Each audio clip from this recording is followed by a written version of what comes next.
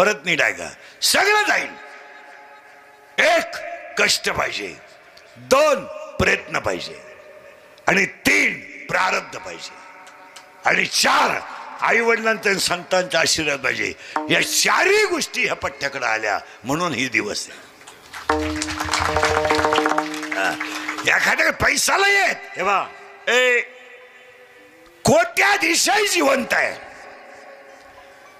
आऊत हाकणाराही जिवंत आहे आणि फुटपाथवर भीक मागणाराही जिवंत आहे आणि तिघांनाही जगवणारा भगवंत आहे. हे ध्यानात ठेवा.